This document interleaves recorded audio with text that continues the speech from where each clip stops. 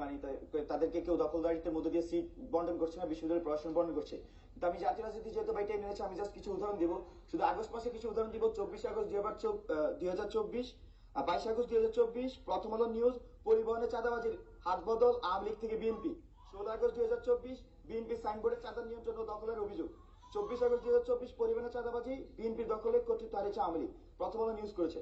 এরকম শুধু আগস্ট মাসে চাঁদাবাজি, টেন্ডারবাজি, মারামারি এইসবের নিউজ আছে, 100 নিউজ আমার রেকর্ডে আছে। আমি জাস্ট বলতেছি যে আরেকটা তথ্য দিচ্ছি, 5 আগস্ট থেকে 25 ডিসেম্বর বিএনপি ও ছাত্র অঙ্গ সংগঠনের মধ্যকার অন্তর্কন্দলে 20 জন নিহত হয়েছে। প্রত্যেকটা রিপোর্ট আমার কাছে আছে। আমি রাকিব ভাইকে ধন্যবাদ জানাই, উনি জাতীয় ইস্যুটা এনেছেন। তবে এখানে জিনিসটা খুবই স্পষ্ট, জাতীয় রাজনীতিতে যে ধরনের অরাজকতা এখনো চলছে, আমরা আসলে 5 আগস্ট পরবর্তী সময়ে বাংলাদেশে এইসব টেন্ডারবাজি, চাঁদাবাজি আসলে আমরা চাইনি, এই জেনারেশন চাচ্ছে না। এবং যে নিজেদের মধ্যে অন্তর্গলের মধ্যে দিয়ে যে নিজেদের মধ্যে হত্যা, মারামারি, খুন, এইসব আসলে মানুষ চাচ্ছে না। তো সবকিছু মিলে বাংলাদেশের যে দীর্ঘযাত্রা 53 বছরের, এই দীর্ঘযাত্রা আসলে আমরা এই ধরনের এখনো কোনো সেটেলমেন্টে আসতে পারিনি।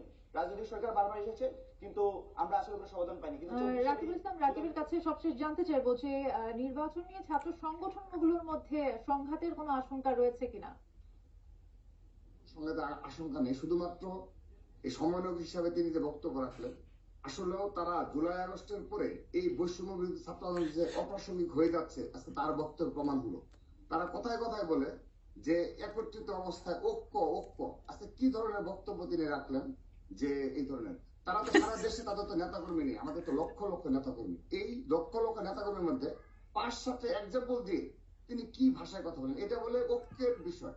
আসলে আমি তাদেরকে দোষারোপ করবো না, তাদের বয়স কম, তারা তো দেশের সারা দেশের প্রতিনিধিত্ব তারা করে না, আমাদেরকে সারা দেশের প্রতিনিধিত্ব করতে হয়। সেজন্য এগুলো আমরা সহ্য করি।